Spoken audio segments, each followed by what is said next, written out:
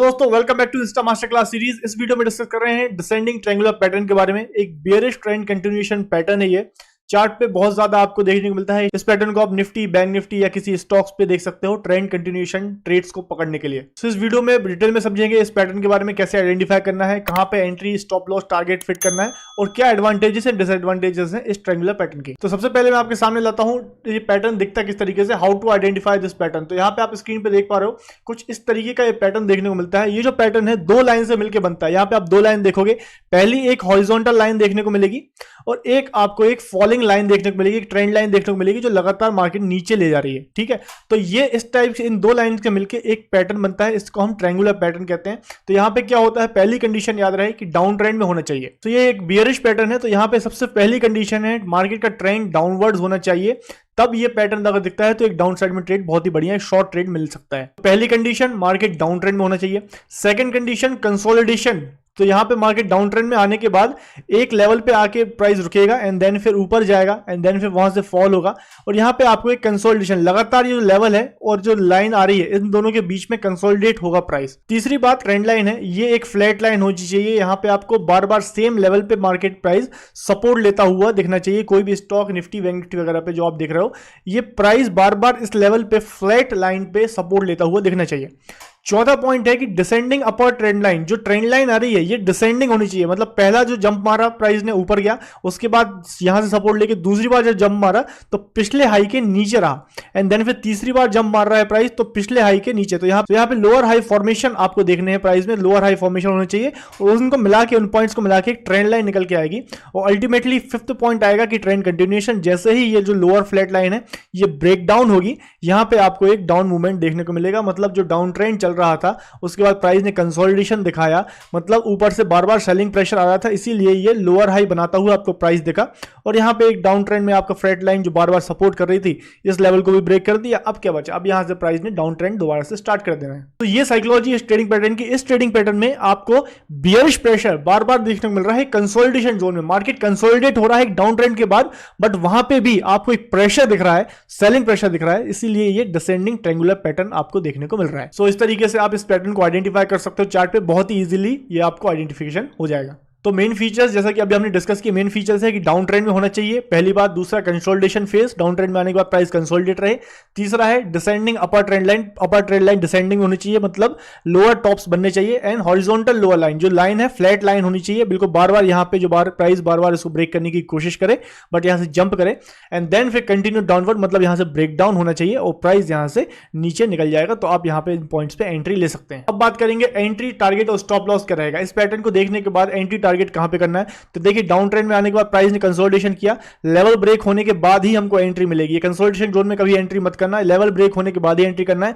जैसे ही price breakdown होगा और अगर बेटर हो कि इस प्राइस को दोबारा से रीटेस्ट करे, जैसे कि यहां पे आपको चार्ट दिख रहा है, प्राइस ब्रेकडाउन हो गया दोबारा से अगर रीटेस्ट कर रहा है तो ये बहुत ही बढ़िया बात है। और फिर रीटेस्ट करने के बाद जब प्राइस निकल रहा है ये लेवल को ब्रेक करके, इस पॉइंट पे आप डेफिनेटली एंट्री ले सकते हो। तो यहां पे दो बातें हैं, पहली बात है लेवल ब्रेक हुआ, लेवल ब्रेक पे डायरेक्ट एंट्री नहीं, इसको रीटेस्ट होने देंगे, ये लेवल को दोबारा से रीटेस्ट करने दो, दोबारा से टच करेगा, वहां से जब फॉल आएगा फिर जो ओरिजिनल ब्रेकआउट कैंडल थी, इस ब्रेकआउट कैंडल का जब ब्रेकडाउन होगा यहां पे आपकी एंट्री हो जाएगी, आप यहां पे एंट्री ले सकते हैं। स्टॉप लॉस क्या रहेगा, जो लेटेस्ट स्विंग था, जो लास्ट स्विंग था उस पे आपका स्टॉप लॉस रहेगा। ब्रेकडाउन करने के पहले जो भी लेटेस्ट स्विंग था उसके ऊपर आपका स्टॉप लॉस रहेगा। और टारगेट की अगर बात करें तो यहां पे जो ट्रायंगुलर पैटर्न का जो सबसे विड्थ है, जो वाइडनेस है, ये जो वाइडनेस है इसी को आप नीचे ले जाओ तो यहां पे आपका टारगेट हो जाएगा सेम टू सेम। इसी वाइडनेस को आपको नीचे लेके जाना है और यहां पे नीचे एक लेवल मार्क कर लेना है जिससे आपका टारगेट भी निकल के आएगा। तो यहां पे इस ट्रेडिंग पैटर्न को ट्रेड करते हुए आपको 1:2 1:3 रिस्क रिवॉर्ड रेशियो बहुत ही आराम से देखने को मिल सकते हैं। सो ये बात थी टारगेट, एंट्री, स्टॉप लॉस की। तो अब ट्रेडिंग पैटर्न के एडवांटेजेस एंड डिसएडवांटेज समझ लेते हैं। तो सबसे पहले एडवांटेजेस तो आप देख पा रहे हो कि इजी टू आइडेंटिफाई, बहुत इजीली मार्केट में दिख जाता है डाउन ट्रेंड, मार्केट यहां पे कंसोलिडेट कर रहा है और यहां पे ब्रेक डाउन दे रहा है, तो बहुत इजी टू आइडेंटिफाई है। And clear cut target and stop loss, यहां पे clear cut target, entry and stop loss points है, तो इस ट्रेडिंग पैटर्न को बहुत ही इजीली ट्रेडेबल बना देते हैं। डिसएडवांटेजेस की बात करें तो फॉल्स ब्रेकआउट के चांसेस होते हैं। देखिए ये जो पैटर्न बनता है ये जो पैटर्न बनता है यहाँ पे डाउन ट्रेंड में प्राइस कंसोलिडेट हुआ, यहाँ पे बार बार इस प्राइस पे आ रहा है प्राइस, और यहाँ पे जो है ब्रेकआउट हो सकता है कि यहाँ पे फॉल्स ब्रेकआउट आए। तो इसके लिए मैंने आपको क्या बताया कि पहले इस ब्रेकआउट को क्लोज होने दीजिए और इसको रीटेस्ट करने दीजिए। क्या मेजॉरिटी टाइम पे लोग इस पैटर्न में ऐसे फंसते हैं, यहाँ पे आप डाउन ट्रेंड में देख पा रहे हो ये लेवल है, प्राइस ऐसे ब्रेकडाउन जैसे करता है, आप यहाँ पे एंट्री मार देते हो रनिंग कैंडल में, तो प्राइस यहाँ से जब रिवर्स मार जाता है तो आप यहाँ पे ट्रैप हो जाते हैं। तो बेटर है कि इस कैंडल को बढ़िया तरीके से क्लोज होने दीजिए और दोबारा से रीटेस्ट करेगा और फिर जब ये ब्रेकडाउन कंफर्मेशन मिलेगा तब आप यहाँ पे एंट्री लीजिए। और जो ब्रेकआउट कैंडल है इसकी क्वालिटी भी जज कीजिए। यहाँ पे आप SVSCS रूल को अप्लाई कर सकते हो, जो हमारा बहुत ही पॉपुलर रूल है ब्रेकआउट की क्वालिटी जज करने का। इसका भी वीडियो आपको इसी चैनल पर मिल जाएगा, आप टाइप कर सकते हो SVSCS रूल एंजल 1, आपको इस वीडियो मिल जाएगा।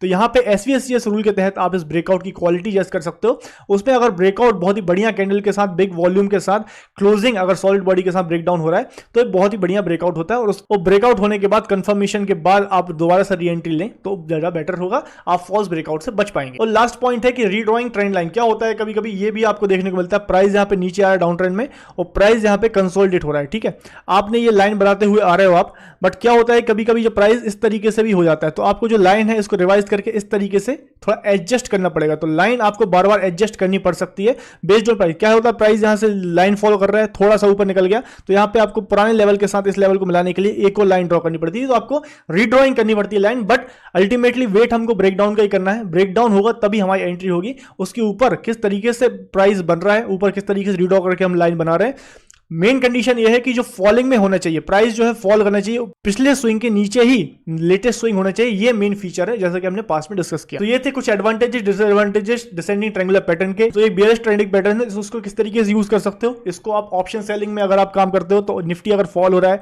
तो कॉल ऑप्शन सेल करने के लिए इसको यूज कर सकते हैं।